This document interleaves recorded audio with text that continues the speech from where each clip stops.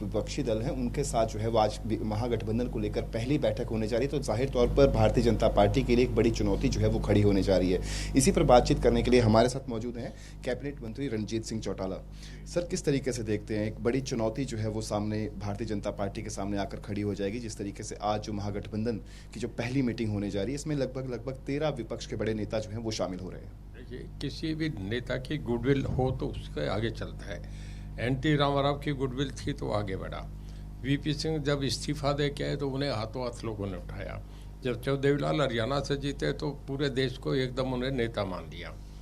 देखिए, नीतीश कुमार जो पहले लालू जी के साथ हुए, लालू जी की सीट ज़्यादा थी, उसके बाद उन्हें चीफ मिनिस्टर मान दिया। फिर लालू जी से एक रात में फैसला तोड़ के बीजेपी से समर्थन दे दिया। फिर बीजेपी को धोखा दे के फिर उसके साथ गए। नीतीश तो अपनी सीट भी नहीं बचा पाएंगे। उनकी पब्लिक में क्रेडिबिलिटी, अकाउंटेबिलिटी चाहिए। वहाँ तेजस्वी यादव का वोट बैंक है, पर नीतीश तो जीरो हो गए। जब लीडर ही जीरो हो तो उसके बाद देखिए, फौज में सेनापति, अगर जिस फौज का सेनापति नहीं हो, उस फौज की ऐसी स्थिति हो जाती है जैसे भेड़ बकरियों के झुंड के बिना गवाले के। कोई सेनापति नहीं है। देखिए, फाइट कांग्रेस से है।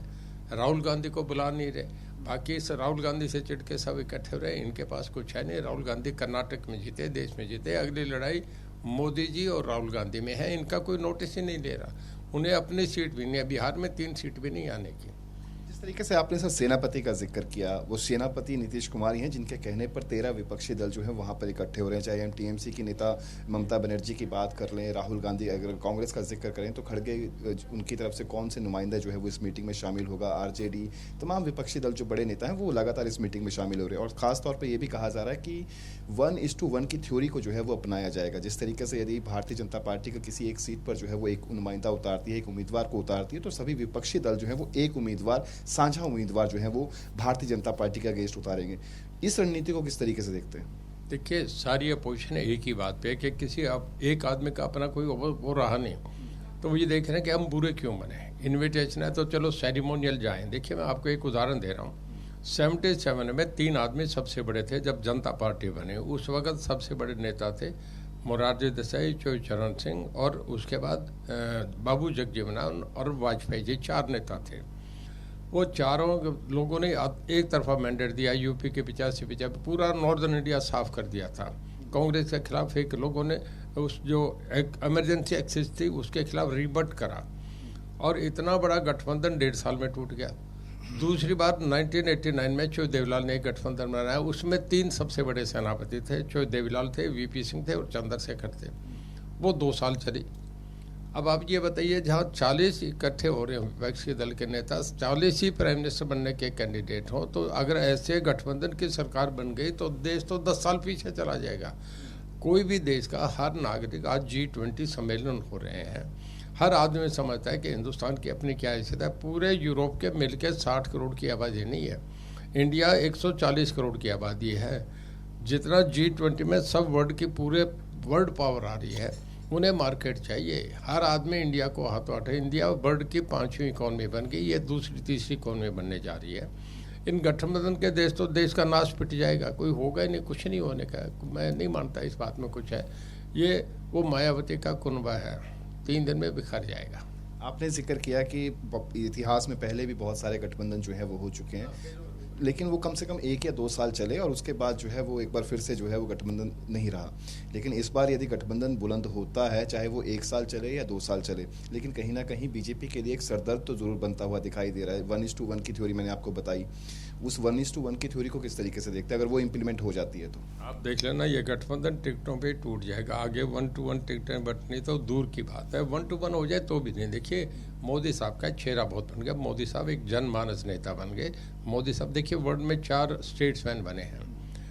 अब्राहम लिंकन थे, स्टालिन थे, चर्चिल थे। ये अगले देश के जो हम कहते हैं कि जो जिन्हें हम कह रहे हैं कि जो अभी मैं कह रहा था आपसे, जो मैं आपसे अभी कह गया ना पहले, स्टेट्समैन। तो मोदी तो अगले स्टेट्समैन बन जा रहे हैं। कोई भी प्राइम मिनिस्टर आज तक 3 बार लगातार सक्सेसिव मैंडेट नहीं मिला। इंदिरा गांधी को भी 2 के बाद रह गई थी। ये पहले प्राइम मिनिस्टर होंगे जो तीसरी बार भी देश में नुमाइंदगी करेंगे। 15 साल अमेरिका का प्रेसिडेंट भी 2 बार बनता है। इंग्लैंड में भी एक बार 2 बार बनते हैं, 2 से तीसरी बार कोई प्राइम मिनिस्टर नहीं बनता। इतने बड़े मैंडेट में वर्ल्ड का सबसे बड़ा डेमोक्रेटिक सेटअप 140 करोड़ की आबादी, उसमें तीसरी बार बनना बहुत बड़ा है। जनता से बड़ा तो कोई नहीं है।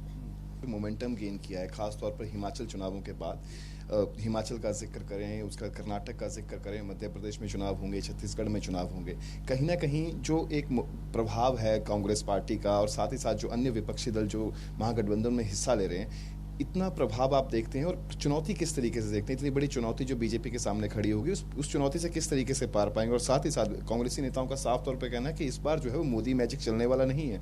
मोदी मैजिक चलने के लिए जो किसानों के साथ जो वादे किए थे उन्हें पूरा करना पड़ना था। देखिए, मैं आपसे बताऊं, कांग्रेस एक ऐसी पार्टी है जिसका अपने स्टेट से भी बाहर प्रभाव है।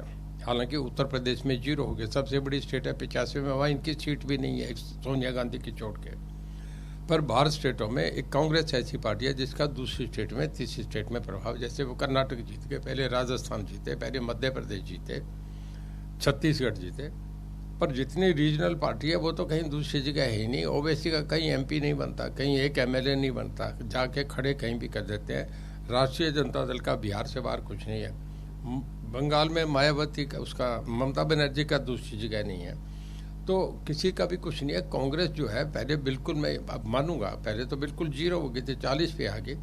कांग्रेस 10-5 सीट बढ़ सकती है, मेरा अपना मानना है। कांग्रेस का थोड़ा रिवाइवल हुआ है। पहले उसके लिए लोगों की एक मान्यता थी कि राहुल गांधी बहुत अदना बच्चा है, उसके बस की बात नहीं है, वो राजनीति नहीं कर सकता, वो लड़ाई नहीं लड़ सकता। पर ये जो यात्रा हुई, इससे उसको लाभ मिला, उसने अपने आप को एस्टेब्लिश करा है।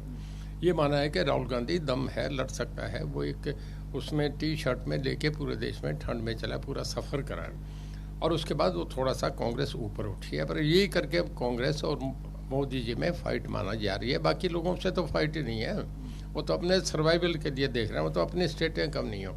जैसे केजरीवाल हैं, केजरीवाल को मैं मोहम्मद शाह रंगीला कहूँगा कि मोहम्मद शाह रंगीला की हुकूमत दिल्ली तक थी, दिल्ली से बाहर कहीं थे नहीं। जब अब फौजें अटैक करने लगी, वो कहने हमारी हुकूमत दिल्ली तक है, 2 भी बार लट पड़े, कहते हैं उनका फैसला हम नहीं करेंगे, हम तो किले के बादशाह हैं। केजरीवाल यहाँ का है, आपका नीतीश वहाँ का भी नहीं है। अगर कल लालू उनसे गठबंधन तोड़ दे तो वो कहीं नहीं है। ममता बनर्जी बंगाल तक सीमित है।